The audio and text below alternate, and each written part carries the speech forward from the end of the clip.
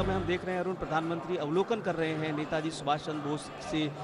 से जुड़ी हुई जो झलकियां हैं, उनके जो चित्र हैं। और अरुण देख पा रहे होंगे इस समय हम जो स्थिति है उसको विद्यालय के दिनों से लेकर आगे की जो राष्ट्रवाद सोच का जो जन्म है उसको हम देख पा रहे हैं। बिल्कुल, 23 जनवरी 1897 को कटक उड़ीसा में सुभाष चंद्र बोस ने वकील जानकीनाथ बोस व प्रभावती के घर पर उनके 9वें संतान के रूप में जन्म लिया था। अब एक भरे पूरे परिवार में उनका लालन पालन हुआ। अब कौन ये जानता था ऋषि कि यही बालक की नियति में भारत के स्वतंत्रता संग्राम को एक नया रूप देना शामिल था।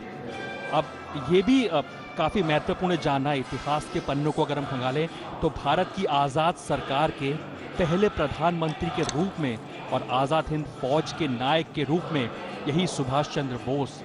जो कि जाने जाते हैं। प्रधानमंत्री नरेंद्र मोदी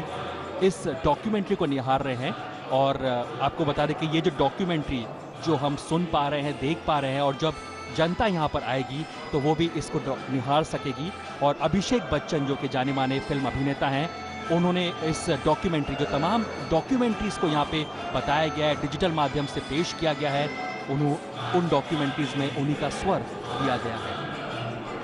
बिल्कुल अरुण, सबसे बड़ी बात है कि किसी भी म्यूजियम को सजीव रूप में प्रदर्शित करने के लिए जो तरीके हो सकते हैं, चित्रों के माध्यम से, दृश्यों के माध्यम से, श्रव्य के माध्यम से, और जो डॉक्यूमेंट्रीज़ हैं उनके माध्यम से, इसमें हमने देखा है कि जगह जगह पर उनको यहाँ पर दिखाया गया है। और अरुण, हम देख रहे हैं कि जो आईएनए से जुड़े हुए जो लोग हैं, परिवार के लोग हैं, वो इस समय प्रधानमंत्री से मिल रहे हैं और प्रधानमंत्री उनके साथ संवाद कर रहे हैं। और जो भी आज आईएनए और जो नेताजी सुभाष चंद्र बोस से जुड़ी हुई जो बातें हैं, निश्चित तौर से इन सभी के मन में आज है कि किस तरीके से जो सपना नेताजी सुभाष चंद्र बोस ने देखा था, आज उनके जीवन से जुड़े हुए उन सभी पहलुओं को राष्ट्र को समर्पित किया जा रहा है। और देश के जो भविष्य हैं, जो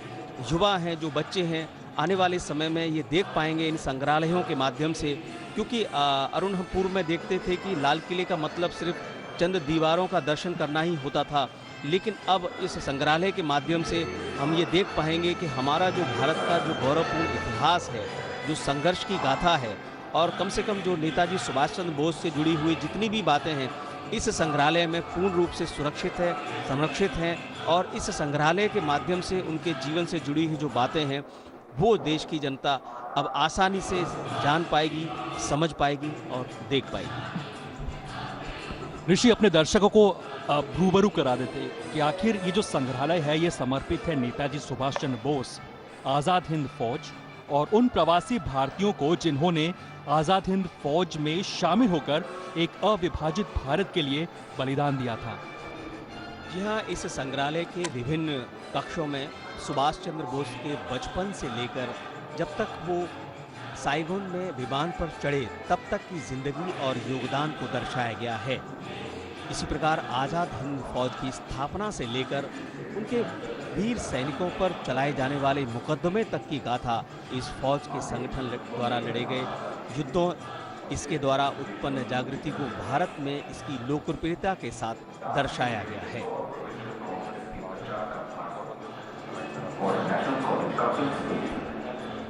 अब ये जो प्रदर्शित किया जा रहा है आपके सामने, प्रधानमंत्री नरेंद्र मोदी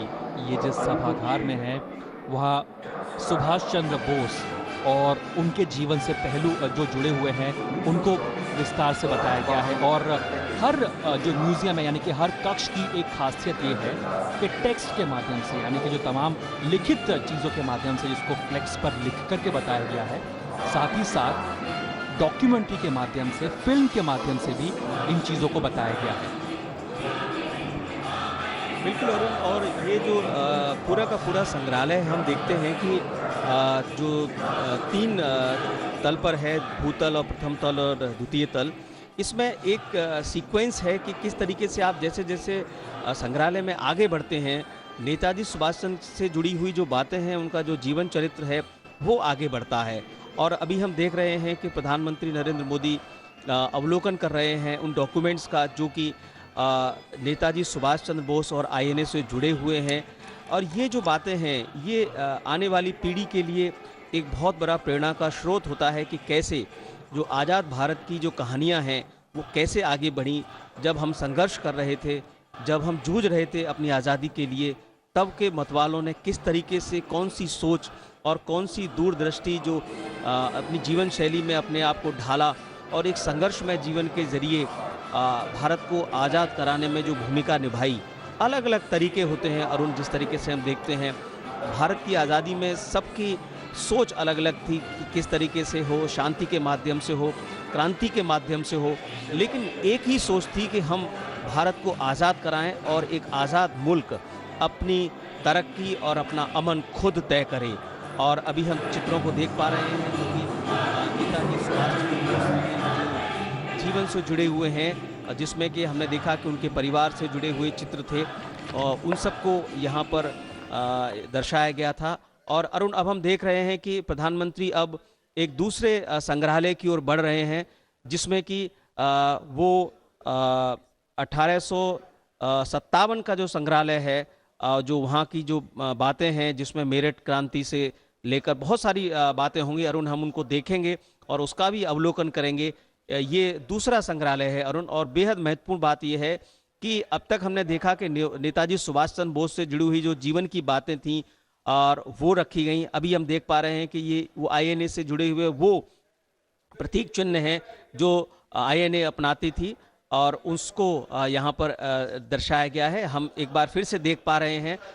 जो संग्रहालय नेताजी सुभाष चंद्र बोस से की जो स्मृतियाँ हैं चित्रों के माध्यम से, और जो फ्लैग्स हैं उस पर जो जानकारियाँ उकेरी गई हैं उनके माध्यम से, और जो पूरी की पूरी हम स्थिति को अगर हम देखें तो जो नेताजी सुभाष चंद्र बोस के जो जीवन था, उनके ऊपर क्या प्रभाव पड़ा, कैसे प्रेरणा थी, और ये अब हम देख पा रहे हैं 1914 का ये वो अरुण दृश्य है जिसमें हमने देखा कि नेताजी सुभाष चंद्र बोस बिना अपने माता पिता को बताए तीर्थ यात्रा पर निकले थे। बेहद महत्वपूर्ण है, रोचक है, और किस तरीके से एक जो जीवन होता है बचपन से कहीं ना कहीं संकेत दे देता है कि व्यक्तित्व किस तरीके का है। और उन्होंने उसी समय ये हरिद्वार से लेकर तमाम जगहों का हमने देखा कि उन्होंने जो है दर्शन और तीर्थाटन किया था। हर व्यक्ति के जीवन में किसी ना किसी व्यक्ति विशेष का प्रभाव जरूर पड़ता है। इन डिजिटल प्रदर्शनी में जो हम देख पा रहे हैं, साफ तौर पर बताया गया है कि किस तरह से स्वामी विवेकानंद और रामकृष्ण परमहंस से साफ तौर पर प्रभावित थे और किस तरह से उनके सिद्धांतों को उन्होंने अपने जीवन में उतारा था। अरुण, हमने देखा कि नेताजी सुभाष चंद्र बोस जिस तरीके से आईसीएस में सेलेक्ट हुए थे, हमने वो उन चित्रों को देखा। और अरुण, एक बार फिर से हम देख पा रहे हैं कि प्रधानमंत्री अब दूसरे संग्रहालय की ओर बढ़ रहे हैं, जहां वो अवलोकन करेंगे और देश को समर्पित करेंगे उन चीज़ों को जो 1857 की जो क्रांति थी, जिसे हम मेरठ क्रांति के नाम से भी जानते हैं, और भारत के प्रथम स्वतंत्रता जो संग्राम है उसके नाम से भी जानते हैं। इन सब चीज़ों को हम यहाँ पर देखेंगे, और प्रधानमंत्री प्रवेश कर चुके हैं इस संग्रहालय में। कैसे अलग अलग लोग, अलग अलग दल, अलग अलग नेता, अलग अलग क्रांतिकारी एक साथ आते हैं इस क्रांति के लिए। जाहिर तौर पर कैसे तमाम लोग एक साथ आते हैं इस क्रांति को अंजाम देने के लिए, जिसने शायद ब्रिटिश हुकूमत को हिला करके रख दिया था। यही वो क्रांति है जिसने नींव रखी थी कि हिंदुस्तान आजाद होकर रहेगा, हिंदुस्तान को आजादी से या आजादी पाने से कोई नहीं रोक सकता। ये उस संग्रहालय के बारे में तमाम जानकारियां यहाँ पे दी गई हैं कि किस तरह से जो तमाम नेता है, जिसे हम इतिहास के पन्नों में अगर झांक करके देखें तो ऐसे वो अनसंग हीरोज हैं जिनके बारे में शायद इतिहास में नहीं पढ़ा गया होगा या इतिहास किसे भूल ना जाए, उन तमाम लोगों को समेटा गया है, यहाँ समेट करके रखा गया है। India's first war of independence 1857 की क्रांति के माध्यम से यही मैसेज दिया गया है कि जो युवा वर्ग है किस तरह से सीख सकता है उन अनसंग हीरोज से और उन लोगों से कि आज़ादी पाने के लिए उन्होंने कितनी कुर्बानियां दी थी। बिल्कुल अरुण, और अब हम देख पा रहे हैं कि प्रधानमंत्री अवलोकन कर रहे हैं, और हम जैसे जैसे इस संग्रहालय और चित्र प्रदर्शनी में आगे बढ़ेंगे तो देख पाएंगे कि जो कहानियां हैं, जो इतिहास है, उसको यहाँ पर दीवारों पर जो उकेरा गया है, निश्चित तौर से जो युवा हैं, जो बच्चे हैं, उनके लिए जब वो यहाँ पर आएंगे घूमने के लिए तो उनके लिए बहुत बड़ा प्रेरणा का स्रोत भी बनता है। और अब हम जिस तरीके से देखें कि 1857 में जो नारा था दिल्ली चलो, उस नारे को इन दीवारों पर उकेरा गया है। और इस समय हम औपनिवेशिक जो मनोवृत्ति और जो विस्तार है और उसके लिए जो व्यापार के अधिकार के लिए जो ये जो प्रदर्शनी है अरुण, इसमें दो भाग हैं। एक में हम देख पाते हैं कि कैसे भारत में अंग्रेज़ों के द्वारा जब वो प्रवेश कर रहे थे तो कैसे उन्होंने याचना के ज़रिए भारत में प्रवेश किया और कहा कि हम सिर्फ व्यापार करने आए हैं। ये वही चित्र है जिनको कि इस समय प्रधानमंत्री अवलोकन कर रहे हैं। और इसमें ये दिखाया गया है कि कैसे शुरुआत हुई और कैसे भारत में अंग्रेजी जो ब्रिटिश हुकूमत है उसको एक चालाकी से एक हथियार के रूप में, व्यापार के हथियार के रूप में शुरुआत की गई और बाद में उसको कैसे कैसे जैसे जैसे उनको मौका मिला और उन्होंने भारत पर कैसे कब्जा किया। और यहाँ पर जो मैकाले का जो विवरण है अरुण, मैं आपको बताना चाहूँगा 1935 में उन्होंने जो कहा था कि हम भारत में एक ऐसा वर्ग पैदा करना चाहते हैं जो हमारी तरह दिखे तो नहीं लेकिन हमारी तरह सोचे। ये जो बातें हैं जब हम देखेंगे कि देश के युवा और बच्चे इन दीवारों पर आकर ये प्रदर्शनी में देखेंगे तो उन्हें ज़रूर ये पता चलेगा कि कैसे भारत की जो सोच को गुलाम बनाने की जो प्रवृत्ति अंग्रेज़ों ने पैदा की थी उसके बारे में जानेंगे। और निश्चित तौर से अरुण, जिस तरीके से हम देखते हैं कि जो चित्रों के माध्यम से और जो डॉक्यूमेंट्रीज़ के माध्यम से और यहाँ पर ऑडियो भी सिस्टम दिया गया है जो कि जैसे जैसे हम प्रवेश करते हैं तो उसके बारे में वो चीज़ें सामने लाई जाती हैं। अरुण, ऋषि काफी महत्वपूर्ण है। केवल मंगल पांडे ही नहीं, केवल रानी लक्ष्मीबाई नहीं, ऐसे वो तमाम हीरोज, ऐसे वो तमाम लोग जिन्होंने देश को आज़ाद कराने के लिए अपनी प्राणों की आहुति दे दी। ये तमाम वो हर तरह के मैसेजेस को यहाँ पे लिखा गया है, वो तमाम दृष्टांतों को बताया गया है, वो तमाम एपिसोड्स को बताया गया है जिन्होंने आज़ादी दिलाने में एक महत्वपूर्ण भूमिका निभाई थी। अब 1857 की जो क्रांति हुई थी वो चरम पर इसलिए पहुंची थी क्योंकि एकजुटता, यानी कि एक मैसेज था कि कैसे लोग यूनाइट हुए, एक साथ आए। एक साथ आने के बाद में जो बगावत की, तो बगावत इस प्रकार की कि प्रधान जो तमाम जो लोग हैं वो भी देखते रह गए, जो ब्रिटिश हुकूमत है वो भी देखती रह गई। और प्रधानमंत्री नरेंद्र मोदी अब जो ये दूसरा बराक है उसके दूसरे भाग में आते हुए, यानी कि पहले बराक से हमने आपको रूबरू कराया जो कि पूरी तरह से समर्पित है सुभाष चंद्र बोस की जीवनी पर। ये जो दूसरा बराक है वो 1857 की क्रांति के ऊपर पूरी तरह से दर्शाया गया है। अब इस जो दूसरा जो ये बराक है इसके दूसरे भाग में प्रधानमंत्री नरेंद्र मोदी इस समय पर अवलोकन कर रहे हैं कि 1857 की जो क्रांति हुई थी उनमें जो तमाम अनसंग हीरोज जिसका मैं बार बार जिक्र कर रहा हूं वो लोग भी यहाँ पे मौजूद थे। लेकिन ऋषि, चूंकि आपने इतिहास को इतना बारीकी से देखा भी है, समझा भी है, ये 1857 की जो क्रांति हुई थी क्या मायने हैं इतिहास में, इसके लिए किस तरह से इसको देखते हैं? बिल्कुल अरुण, जिस तरीके से हम देख पा रहे हैं प्रधानमंत्री उस हिस्से में हिस्से पर हैं जिसमें कि मेरठ क्रांति का जिक्र किया गया है। और मेरठ क्रांति अरुण वो क्रांति है जहां से 1857 की क्रांति की शुरुआत हुई थी। और इसमें दिखाया गया है कि कैसे अंग्रेज़ों ने जो कारतूस के माध्यम से जो भारत की जो सोच को गुलाम बनाने की कोशिश की थी, उनकी पूरी मंशा ये थी अरुण की हम भारतीयों के जहन से उन चीज़ों को भी निकाल दें जो उनकी मान्यताएं हैं, जो उनकी प्रथाएं हैं। तभी जिसमें कि उन्होंने कारतूस में जो चर्बी प्रयोग की और इस बात का संभवतः उन्हें अंदेशा नहीं होगा कि उनकी ये जो हरकत है कितना उनके ऊपर भारी पड़ सकती है। और इसी मेरठ क्रांति में वही एक चर्बी वाले कारतूस ने उस क्रांति को एक नया जन्म दिया और एक ऐसी क्रांति जिससे कि अंग्रेज़ों के सामने बहुत बड़ी मुश्किल खड़ी हो गई थी। और इस मुश्किल में अंग्रेज़ों को ये पता चल गया कि भारत के उन चीज़ों को हम नहीं छेड़ सकते जो भारत की मान्यताएं, प्रथाएं, संस्कृतियां हैं, उनको नहीं छेड़ सकते। और उस समय की जो क्रांति है निश्चित तौर से अंग्रेज़ों के खिलाफ जो आंदोलन था उसको पहला आंदोलन हम कह सकते हैं कि ऐसा आंदोलन जिसने राष्ट्रव्यापी रूप लिया, जिसने पूरे देश को एक राष्ट्र में समेटने का प्रयास किया। और अब हम जिस तरीके से देख पा रहे हैं अरुण, जो ब्लैक एक्ट था, रॉलेट एक्ट, उसके बारे में अभी हमने जिसको देखा, और ब्रिटिश एम्पायर की वो जो कहानियां हैं जो चित्रों के माध्यम से हमारे जो हीरोज़ हैं जिन्होंने संघर्ष किया। और अब देख पा रहे हैं कि इस समय ये जो नक्शा है और जो उस समय के जो चित्र हैं अरुण, जिसमें कि किस तरीके से अखबारों के माध्यम से, मैगजीन्स के माध्यम से वो चीज़ें इतिहास में दर्ज हैं जो कि हमारी घटित घटनाएं हैं जिसने कि आज़ादी के आंदोलन को आगे बढ़ाया। और जो चित्र देख रहे हैं, बेगम हजरत महल, रानी लक्ष्मीबाई,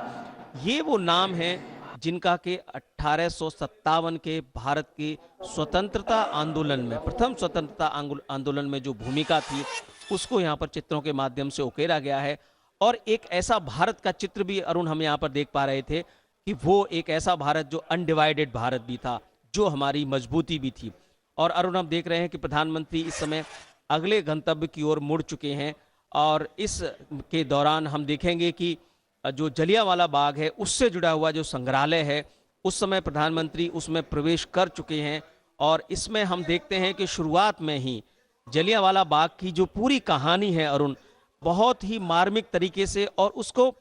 जो 13 अप्रैल 1919 की जो घटना है, उसको उसी रूप में, उसी तरीके से प्रदर्शित करने की कोशिश की गई है। और हमें ये महसूस होता है कि हम वहीं पर हैं। क्या कसूर था उन लोगों का जो अपनी आज़ादी चाहते थे? क्या कसूर था उन लोगों का ऋषि जो अपनी आज़ादी चाहते थे? बेवजह ही उन्हें मौत के घाट उतार दिया गया। जनरल डायर, उनके एक कथन पर इतनी गोलियां चली कि भारतीय जो कि अपनी आज़ादी पर बातचीत कर रहे थे, अपनी आज़ादी चाहते थे, उस आज़ादी के लिए उन्हें अपनी जान की आहुति देनी पड़ी। लेकिन जिन दीवारों को इस समय पर आप देख रहे हैं, इसे यादें जलियां का नाम दिया गया है। यादें जलियां इसलिए क्योंकि इन दीवारों में उन तमाम लोगों का नाम का जिक्र किया गया है जो मारे गए थे, इस एक तरह से शहीद हुए थे। जलियांवाला का जो कांड हुआ था उस दिन 13 अप्रैल 1919, सर्दियों में एक तरह से बैसाखी का त्योहार, और इसकी धूम जहां एक तरफ मन रही थी। कोशिश तो काफी की गई थी ब्रिटिश सरकार द्वारा, ब्रिटिशर्स के द्वारा, कि इस कांड के बारे में ज्यादा से ज्यादा लोगों को ना पता चल सके। फोटोज पर और साथ ही साथ जो प्रेस में अगर लिखा जा रहा था, उसको भी काफी दबाने की कोशिश की थी। लेकिन ये इस तरह की घटना थी जो दूर तक गई, काफी दूर तक गई, और जिसने लोगों में रोष भर दिया कि आखिर किस तरह से इन लोगों को मार दिया गया था। बिल्कुल अरुण, और ये ब्रिटिश हुकूमत के लिए भी एक ऐसा काला दिन था जिसने भारत के इतिहास में ऐसी चीज दर्ज कर दी। मुझे लगता है अरुण, संभव ये जो वो दिन था जब भारतीयों ने पूरी तरीके से तय कर लिया था कि अब अंग्रेजों को हम किसी भी हालत में भारत में नहीं रहने देंगे। और न सिर्फ भारत में, अंग्रेज सरकार की जो लोकप्रियता थी वो पूरी तरीके से पूरे विश्व में समाप्त हो चुकी थी, क्योंकि उनका जो गैर जिसे कहते हैं अमानवीय, जो मानवीय व्यवहार नहीं कहा जा सकता, पूरी तरीके से अमानवीय व्यवहार, निर्दोष लोगों के ऊपर गोली चलाकर, निहत्थे लोगों पर गोली चलाकर उन्हें मारना, पूरे विश्व में जो अंग्रेज शासन की जो हम कह सकते हैं कि जो निंदा हुई, संभवतः उन्हें इसके लिए कभी भी माफ नहीं किया जा सकता। और जलियांवाला बाग वो एक घटना थी जिसमें अरुण, हम जानते हैं कि एक बालक ने उस समय इस घटना को देखने के बाद अपने मन में ठान लिया था, शहीद ऊधम सिंह, जिनका कि हम पूरे इतिहास में उनके बारे में पढ़ते हैं कि उन्होंने कहा था कि मैं डायर को मारूंगा, और उस बच्चे ने जाके वो लंदन में जाके प्रण करके अपना उसको साकार करने की कोशिश की थी। और इस समय हम देख पा रहे हैं अरुण, ये जो रिप्लिका है, ये जलियांवाला बाग का वो जो दृश्य है जहां पर शहीदों के नाम, जैसे कि आप जिक्र कर रहे थे, उनके नाम को उकेरा गया है, उनके नाम को यहाँ पर दीवारों पर अंकित किया गया है। ये वो शहीद हैं जिनका कोई दोष नहीं था, वो सिर्फ और सिर्फ भारत के बारे में सोच रहे थे, अपने मुल्क के बारे में सोच रहे थे। और उनको अनाथ लोगों पर एक तरीके से ऐसा जो वज्रपात किया गया, एक ऐसे शासक के द्वारा जिसने कभी भी किसी भी हालत में अपने आप को लोगों के लिए नहीं बल्कि एक अपनी डिक्टेटरशिप के लिए आगे अपने आप को बढ़ाया। और उसी रूप में आज हम देख पा रहे हैं कि जनरल डायर की जो कायराना हरकत थी, आज पूरा देश एक रिपब्लिका के रूप में कम से कम लाल किले के अंदर अब उसको आसानी से देख पाएगा। कायराना हरकत थी, जाहिर तौर पर निहत्तों पर वार किया। प्रधानमंत्री नरेंद्र मोदी इस समय पर इसी जो संग्रहालय है इसको देख रहे हैं। अगर आप गौर से देखें तो प्रधानमंत्री नरेंद्र मोदी के हाथ में एक पुस्तिका है, यानी कि एक तरह से मैप है। आप जब भी इस संग्रहालय को देखने के लिए आएंगे तो आप इसी तरह की पुस्तिका पाएंगे। ये खासियत है प्रधानमंत्री नरेंद्र मोदी की कि हर चीज को बारीकी से समझना चाहते हैं, पढ़ना चाहते हैं, जानना चाहते हैं। अब जिस तरह से टेक्स्ट के माध्यम से हमने देखा, यानी कि अंकित किया गया था टेक्स्ट के माध्यम से, लेकिन अब डिजिटल माध्यम से, टेलीविजन के माध्यम से पूरे जलियांवाला बाग के इंसिडेंट को यहाँ पे दर्शाया जा रहा है। आप जब भी यहाँ रेड फोर्ट में यानी कि लाल किले में इस जो संग्रहालय में आएंगे, जो कि एक तरह से जलियांवाला बाग को लेकर के डेडिकेट किया गया है, तो वहाँ पे इस तरह की प्रदर्शनी हर जो बैराक है वहाँ पे लगाए गए, यानी कि एक तरफ आप टेक्स्ट को पढ़ भी सकते हैं और दूसरी तरफ आप डिजिटल माध्यम से, टेलीविजन के माध्यम से उसको देख भी सकते हैं। यहाँ पे टच स्क्रीन्स को भी लगाया गया है, यानी कि आप जो पुराने लेटर्स हैं, जो चिट्ठियां लिखी गई थी आज़ादी के दौरान, चाहे वो सुभाष चंद्र बोस हो या फिर अन्य जो नेता है जिन्होंने चिट्ठियों का आदान प्रदान किया था, जब वो जेल में हुआ करते थे तब चिट्ठियां लिखी थी, उनको डिजिटल माध्यम से भी यहाँ बताने की पूरी कोशिश की गई है। डिजिटली सरलीकरण पर फोकस रहा है इस पूरी प्रदर्शनी का, यानी जो डेटलाइंस होती है, यानी कि किस साल के अंदर क्या घटना हुई थी, किस साल के अंदर किस घटना की वजह से क्या अंजाम हुआ था, आजादी को पाने में कितना बल मिला था, इन तमाम डेटलाइंस को डिजिटल माध्यम से इस टेलीविजन स्क्रीन पे या फिर जो एलसीडी का पर्दा है इस पर आप साफ तौर पर आप देख सकते हैं। बिल्कुल अरुण, और जिस तरीके से इस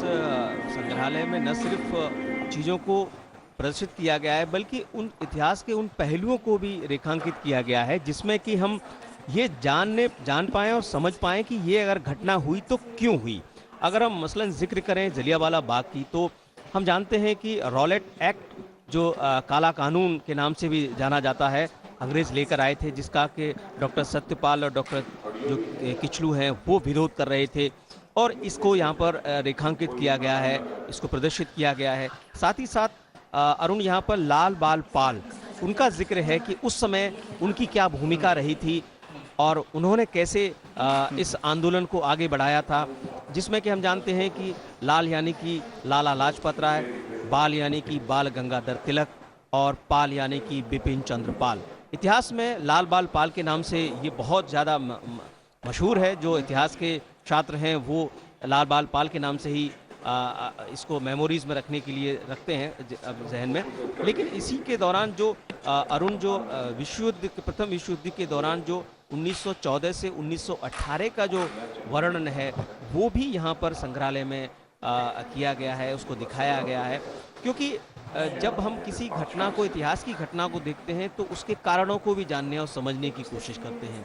और इन्हीं को यहाँ पर प्रदर्शनी में पूरी तरीके से समेटा गया है। इतिहास जो कि आमतौर पर छात्रों के लिए एक ऐसा सब्जेक्ट होता है अरुण, जिसके कि हम देखते हैं कि उनको बोझिल भी कई बार लगता है कि लेकिन जब वो चित्रों के माध्यम से, जैसे कि आपने जिक्र किया डिजिटल माध्यम से, जब वो खुद टच करके देख पाएंगे कि कौन सी चीज़ कब घटना हुई, तो वो उनके लिए बहुत ज़्यादा रोमांचक होगा। एक स्टडी में ये पाया गया ऋषि के जिन चीज़ों को हम देखते हैं, जिन मूवीज़ को हम देखते हैं, दरअसल वो कहानियाँ हमें आसानी से याद रह जाती है बजाय कि जिनको हम पढ़ते हैं। और शायद इस स्टडी के आधार पर इस बात पर फोकस है कि क्यों ना जो तमाम जो हमारे स्वतंत्रता सेनानी थे, वो लीडर्स थे जिनकी आज बहुत ज़्यादा ज़रूरत है इनके सिद्धांतों की, कि जो हमारा युवा वर्ग है इनके सिद्धांतों पर किस तरह से आगे चल सके, इनकी लेगेसी को कैसे आगे बढ़ा सके। तो आप देख सकते हैं कि डिजिटल माध्यम से प्रधानमंत्री नरेंद्र मोदी भी इन तमाम चीज़ों को, डिजिटल जो एलसीडी टेलीविजन लगाए गए हैं, जो टच स्क्रीन है, इन टच स्क्रीन के माध्यम से तमाम एपिसोड्स को समझ सकते हैं। यानी कि जो चिट्ठी जिसे आप नहीं पा सकते थे इंटरनेट पर, वेबसाइट्स पर, उनको आप इन प्रदर्शनी में डिजिटल माध्यम से, एक टच के माध्यम से आप समझ सकते हैं। चित्रों के माध्यम से भी बताया गया, यानी कि चित्र, यानी कि पिक्चर्स एंड वीडियोस, ऐसा कहा जाता है पिक्चर स्पीक्स 1000 वर्ड्स, यानी कि जो बात 1000 शब्दों में नहीं कहे जा सकते वो एक पिक्चर दर्शा देती है। तो उन तमाम चीज़ों को बताया गया है। प्रधानमंत्री नरेंद्र मोदी जब 11 अप्रैल 2015 में जब उन्होंने जो नेशनल वॉर के जो हीरोज थे उनको श्रद्धांजलि दी थी, उन झलकियों को प्रधानमंत्री नरेंद्र मोदी देखते हुए, इजराइल का वो चित्र जब प्रधानमंत्री नरेंद्र मोदी ने हाइफा में एक तरह से जो वॉर मेमोरियल्स में जो भारतीयों ने जिस तरह से अपनी जीवन की कुर्बानी दी, उन तमाम चीज़ों को यहाँ पे समेटा हुआ। वर्ल्ड वॉर मेमोरियल की ये झलकियाँ और प्रधानमंत्री नरेंद्र मोदी इसी के बारे में जानकारी प्राप्त करते हुए। बिल्कुल अरुण, और इतिहास को जानना, समझना और उसको चित्रों के माध्यम से, डिजिटल माध्यम से, और इन सब चीज़ों को जब चर्चाएं होती हैं इतिहास के जो छात्र होते हैं, बहुत गहमा गहमी और गर्मा गर्मी के साथ इन सब चीज़ों को हमने देखा है कई बार छात्र जीवन में। इतिहास के अलग अलग जो चरित्र हैं उनको अपनी अपनी जानकारियों के माध्यम से उसका उसका विश्लेषण करते हैं, उन पर बहस करते हैं, उन पर चर्चाएं करते हैं। लेकिन सबसे बड़ी बात, हर इतिहास का छात्र ये जानता है कि हमारा जो इतिहास है, हमारा जो गौरव है, वो हमारा वर्तमान और हमारे आने वाले कल को कहीं न कहीं इस बात को दिशा देता है कि हमारा जो अतीत है वो कितना शानदार रहा है और कितना संघर्ष में रहा है। और अरुण, अभी हम देख पा रहे हैं कि प्रधानमंत्री एक अगले कक्ष की ओर बढ़े हैं, जिसमें कि हम देख पा रहे हैं कि भारत के नक्शे के उन बिंदुओं पर इसमें देखा जा रहा है कि जो 1919 की जो घटना थी उसमें कौन कौन से मुख्य बिंदु थे जिनको कि इतिहास में उकेरा गया है, उनको जाना गया है, समझा गया है, और जो फैक्ट्स है उनको यहाँ पर रखा गया है। अरुण, हम जानते हैं कि इस इतिहास के बारे में कहा जाता है कि प्ले विद द फैक्ट, लेकिन सबसे बड़ा फैक्ट ये भी होता है कि जो सत्य है वो सबके सामने आना भी ज़रूरी है। और ये इतिहास की जो झलकियाँ हैं, जो जानकारियाँ हैं, वो इतिहास के छात्र ही नहीं बल्कि आम इंसान भी जानकर गौरवान्वित होता है, और उसको लगता है कि जो भारत का अतीत है और हमारा जो इतिहास का जो संघर्ष है, ख़ास तौर से आज़ादी के इतिहास का संघर्ष है, वो उसको भुलाया नहीं जा सकता है, और उसकी जो कहानियाँ हैं हर जहन में रहनी चाहिए, और वो जानने और समझने की कोशिश करे कि आज हम जिस जगह पर खड़े हैं उसकी क्या वजह है, उसके लिए हमारा क्या संघर्ष है। इन चित्रों के माध्यम से हम देख पा रहे हैं कि आज़ादी के वो मतवाले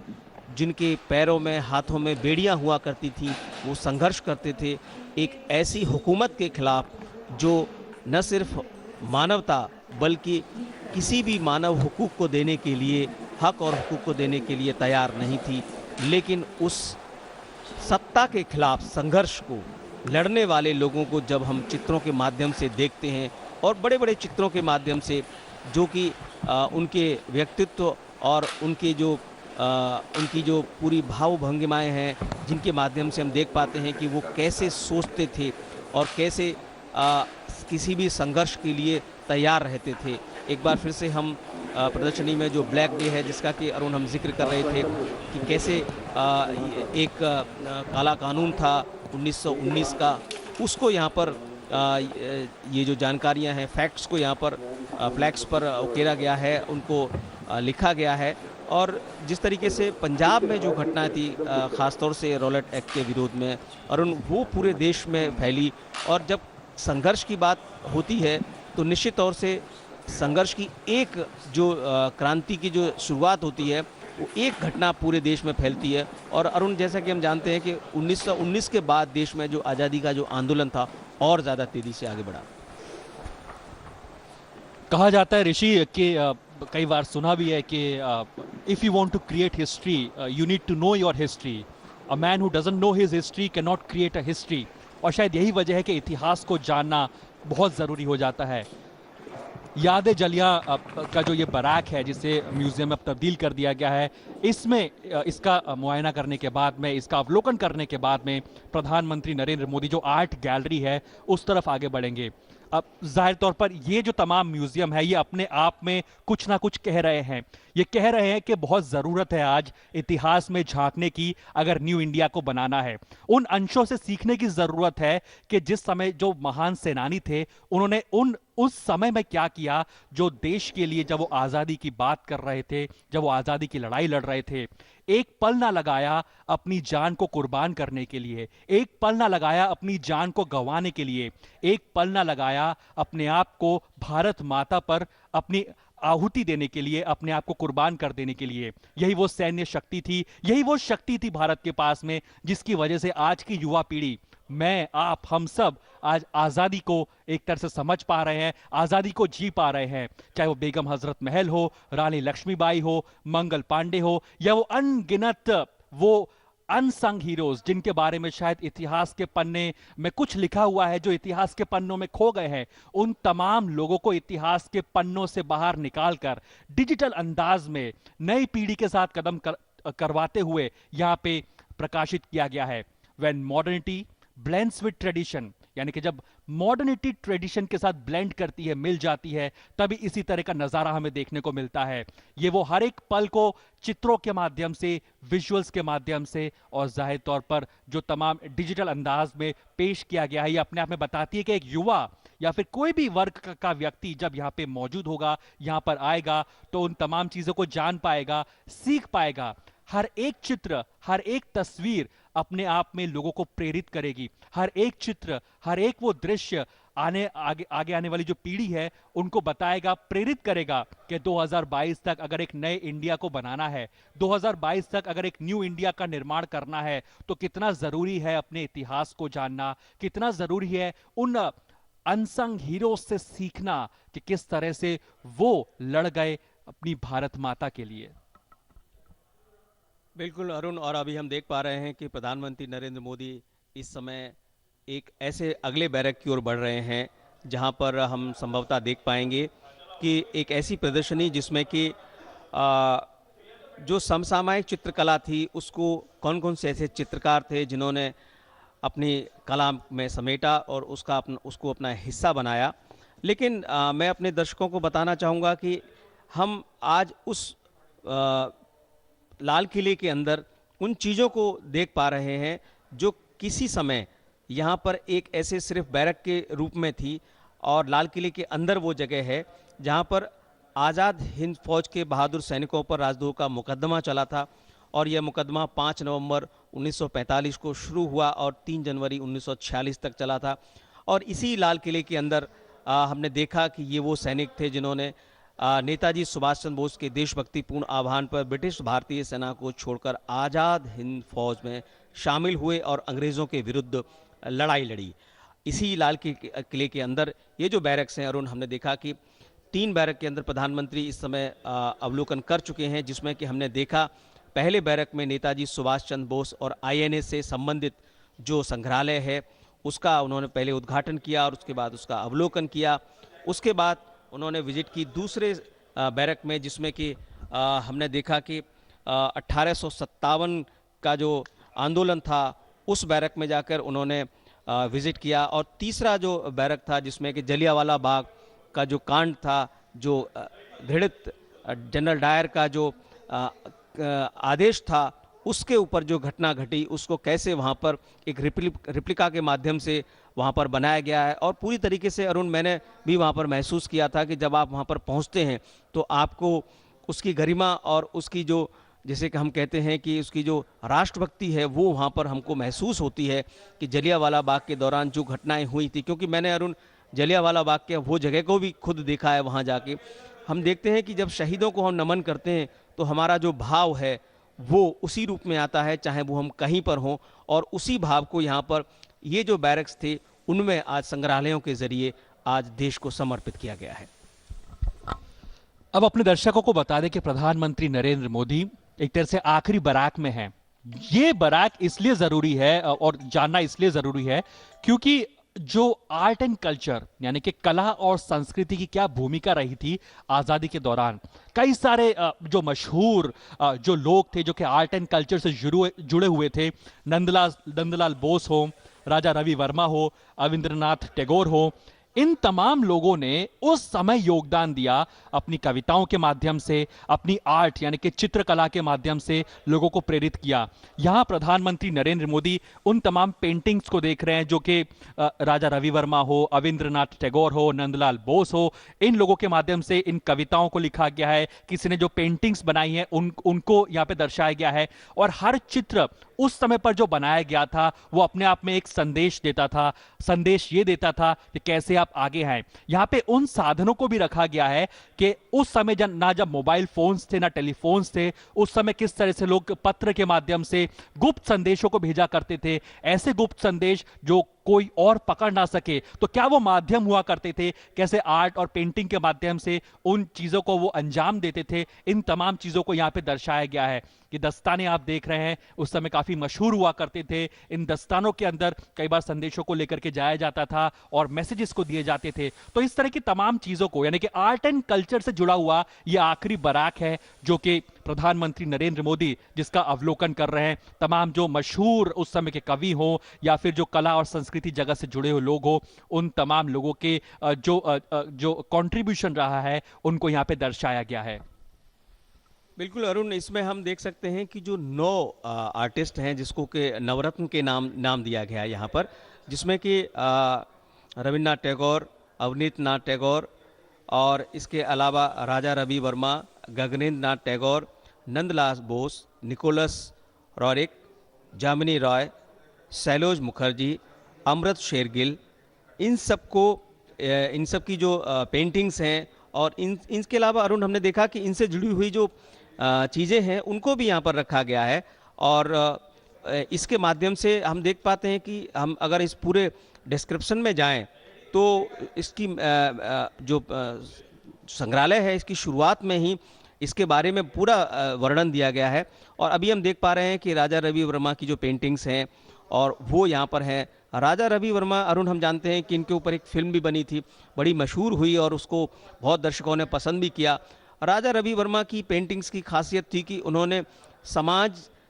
के उन पहलुओं को सामने लाया जिनको कि आमतौर पर एक टैबू के रूप में देखा जाता था। आमतौर पर जो आर्टिस्ट उनको छूने की कोशिश नहीं कर पाते थे, कई बार उनकी आलोचनाएं भी हुई, लेकिन उन्होंने उन चीज़ों को जब सामने लाए और उनकी जो पेंटिंग्स की जो गहराई हुआ करती थी, जो सोच और समझ हुआ करती थी, उसको सभी लोग सराहते थे।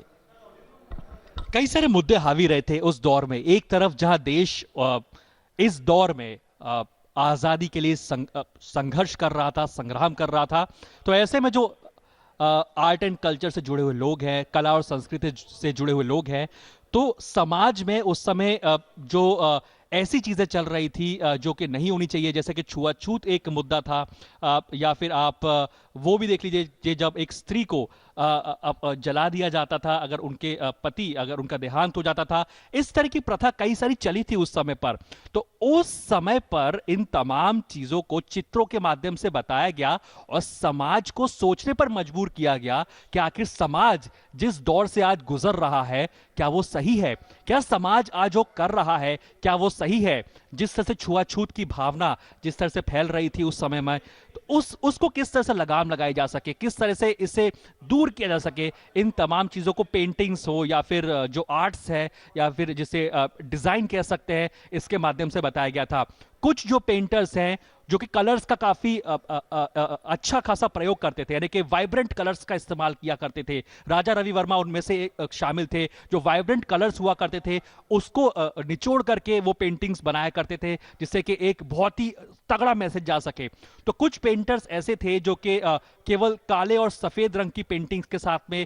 एक सोशल मैसेज देने की कोशिश किया करते थे। तो हर कला कृति को आप देखें तो हर पेंटर की, हर कलाकार की अपने एक स्टाइल होता है। उन तमाम जो नवरत्नों की बात ऋषि आप कर रहे थे, इन तमाम लोगों को आप देखेंगे यहां पे जो प्रस्तुत किया गया है, इनका जो अपना एक स्टाइल है, अपना एक सिग्नेचर स्टाइल जो है पेंटिंग का, आर्ट का, समाज को मैसेज देने का, तो ये नवरत्नों की खासियत है। ये जो पूरा बारात है ये अपने आप में गूंज रहा है, ये अपने आप में बता रहा है कि अगर समाज को जानना है कि उस दौर में क्या रहा होगा तो आप केवल इन आर्ट से, इन ड्राइंग से, इन जो चित्रकारी की गई है इसके माध्यम से आप समझ सकते हैं, जान सकते हैं।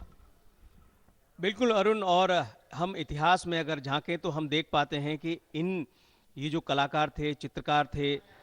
या ये जो कवि थे, इनका देश के सेनानियों, स्वतंत्रता सेनानियों और जो वीर सपूत थे उनके साथ भी सामंजस्य था। अगर मैं आपको जिक्र करूं अरुण, हमने इसी प्रदर्शनी में देखा कि जब नेताजी सुभाष चंद्र बोस ICS का जो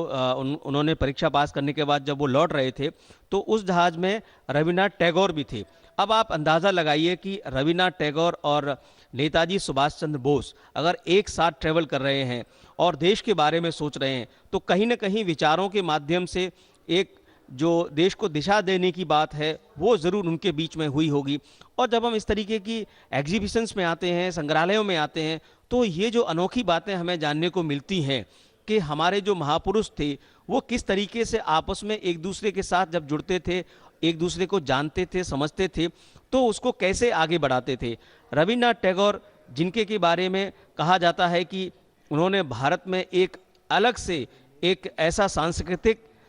चेतना लोगों में जगाई, जिसके बाद यहाँ पर हम देख पा रहे हैं कि जो स्थिति बनी आज़ादी के दौरान वो अलग अलग माध्यम से आगे बढ़ी। और रविन्द्रनाथ टैगोर की जो इस समय हम एग्जीबिशंस उनके देख रहे हैं, अलग अलग जिस तरीके से अरुण हम बात कर रहे थे, राजा रवि वर्मा, गगनेंद्र नाथ टैगोर, नंदलाल बोस, इन सब की जो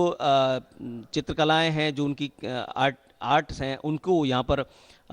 इस समय हम स्क्रीन पर देख पा रहे हैं। और प्रधानमंत्री अवलोकन कर रहे हैं इस समय उन सब चीज़ों को। ये अगर हम देखें अमृत शेरगिल की वो जो पेंटिंग्स है, उसको प्रधानमंत्री उसका अवलोकन कर रहे हैं। अलग अलग, जैसे कि आप जिक्र कर रहे थे कि रंगों के माध्यम से जो ब्लैक एंड वाइट जो उनका जो स्टाइल है उसके माध्यम से, तो यहाँ पर हम देख पा रहे हैं कि जो धातुएं हैं, धातुओं का प्रयोग है अपनी अपनी पेंटिंग्स में, उसको भी यहाँ पर हमने देख पाए हैं कि कैसे अलग अलग जो चित्रकार है वो अपनी सोच को अपने अपने माध्यम से, उनके पास जो जो उनका तरीका होता है, हमने देखा है कोई रेत के माध्यम से, कोई कलर्स के माध्यम से, तो कोई जो मेटल है उसके माध्यम से, अलग अलग तरीके से उनका प्रदर्शन होता है। और ये जो शानदार, अगर हम अरुण कहें कि ये जो प्रदर्शनी है, जब यहाँ पर दर्शक आएंगे इस चौथे बैरक में, तो ज़रूर उन्हें ये जानकर अच्छा फील होगा, उनको गौरवान्वित महसूस होगा कि कैसे जो नवरत्न थे भारत की आज़ादी के दौरान, एक जो समकालीन दौर चल रहा था, कि उस समय के जो पेंटिंग और एग्जीबिशन के माध्यम से हम जान रहे हैं उस समय क्या सोच रही थी। और आपने तमाम जिक्र किया उन कुप्रथाओं के बारे में, वो सब चीज़ों को किस तरीके से एक पेंटर अपनी पेंटिंग्स के ज़रिए उसको अभिव्यक्ति दे रहा था, वो यहाँ पर देखने को मिलता है। पेंटिंग से क्यों, कवि की बात कर लीजिए। अब प्रथम विश्व युद्ध के दौरान आप देखिए कि भारतीय सैनिक जो थे, उनकी दुर्दशा पर सरोजनी नायडू ने 1915 में अंग्रेजी में एक कविता द गिफ्ट ऑफ इंडिया लिखी थी। अब अंग्रेजी साम्राज्य में विक्टोरिया क्रॉस सैनिकों को दिया जाने वाला सबसे बड़ा सम्मान था, लेकिन अंग्रेजों की भारतीय सेना में 1911 तक भारतीयों को यह सम्मान नहीं दिया जाता था। और शायद इसी व्यथा को सरोजनी नायडू ने कविता के तौर पर द गिफ्ट के अंदर प्रस्तुत किया, और शायद इसका अंजाम यह हुआ कि काफी हलचल मची। तो यह बताता है अपने आप में कि एक कवि, एक आर्टिस्ट, एक कलाकार समाज में बदलाव लाने का कितना बड़ा काम कर सकता है। अगर एक कवि चाहे तो अपनी कविता के माध्यम से समाज के तमाम पहलुओं को इस तरह से पेश कर देता है जिसे शायद जो व्यक्ति विशेष है वो सोचने पर मजबूर हो जाता है। आज तो ऋषि ट्विटर का जमाना है, फेसबुक का जमाना है, हर कोई 4 पंक्तियां लिख लेता है, लेकिन ये वो दौर में कविताएं लिखी गई थी, ये वो दौर के अंदर पेंटिंग्स को बनाया गया था, आर्ट्स को बनाया गया था, जिस समय शायद सोशल मीडिया एक्टिवेट नहीं था। आप देखिए उस समय पर इन फोटोज ने, इन तस्वीरों ने, इन कविताओं ने, इस ब्लैक एंड व्हाइट तस्वीर ने कितना इंपैक्ट डाला होगा समाज के ऊपर। जब ये तस्वीरें पहुंची होंगी लोगों के पास तक, संदेश कितना बड़ा और व्यापक गया होगा एक दूसरे के साथ एकजुटता बनाने के लिए। क्योंकि सबसे बड़ी जो जरूरत 1857 की कहिए या फिर आप 1942 की क्विट इंडिया मूवमेंट की बात कर लीजिए, ये जो पूरा दौर को आप समेटने की कोशिश करें, तो इसमें जो कवि है, कवियत्री है हमारे जो देश की रही हैं, या फिर आप उन कलाकार की बात कर लीजिए, इनका एक महत्वपूर्ण योगदान है जिसे शायद भुलाया नहीं जा सकता है। और आप आज की तारीख में इन तमाम पहलुओं को समेटने की कोशिश करें तो इस म्यूजियम के अंदर ये तमाम चीजें आपको मिल जाएंगी। बिल्कुल अरुण, और अभी हम देख पा रहे हैं कि इन जो 4 बैरक्स थे इसमें प्रधानमंत्री अपना अवलोकन कर चुके हैं, वो जा चुके हैं और संभवतः वो अब रवाना हो रहे हैं। लेकिन निश्चित तौर से आज का जो दिन है वो इतिहास में इस मामले में दर्ज हो जाएगा कि जब लोग इतिहास का अवलोकन करने आएंगे, लाल किला घूमने आएंगे, तो इन बैरक्स में जब वो संग्रहालयों में जाएंगे तो उन्हें ज़रूर अपने भारत की जो इतिहास की गौरवशाली जो परंपरा है, जो 1857 से लेकर हम जो पूरे के पूरे यहाँ पर हम देखते हैं कि उसको यहाँ पर रेखांकित किया गया है। और एक जिसे हम कहते हैं हिस्ट्री में मॉडर्न इंडिया, यहाँ पर पूरा का पूरा यहाँ पर संग्रहालय में चित्रों के माध्यम से उकेरा गया है। और प्रधानमंत्री इस समय लाल किले से रवाना हो रहे हैं। अरुण, प्रधानमंत्री तो विदा ले चुके हैं, लेकिन शायद दरवाजे गणतंत्र उत्सव सबके साथ सबका साथ 1 अरब से अधिक लोगों की राष्ट्रीय भावना का प्रदर्शन है। देश के शौर्य, पराक्रम और सांस्कृतिक विरासत की अद्भुत झांकी। मनाइए गणतंत्र उत्सव। सीधा प्रसारण। तो देश महान स्वतंत्रता सेनानी नेताजी सुभाष चंद्र बोस को उनकी जयंती पर याद कर रहा है और इस मौके पर विशेष कार्यक्रम दिल्ली स्थित लाल किले में हो रहा है, जहां पे प्रधानमंत्री नरेंद्र मोदी ने आज नेताजी सुभाष चंद्र बोस की याद में बने संग्रहालय का अवलोकन किया और इसके साथ ही वहां पर जो वीर सैनिक हैं उनकी याद में बने तमाम चित्र प्रदर्शनी का भी उन्होंने अवलोकन किया। इसी के साथ यहाँ लेंगे एक छोटा सा ब्रेक।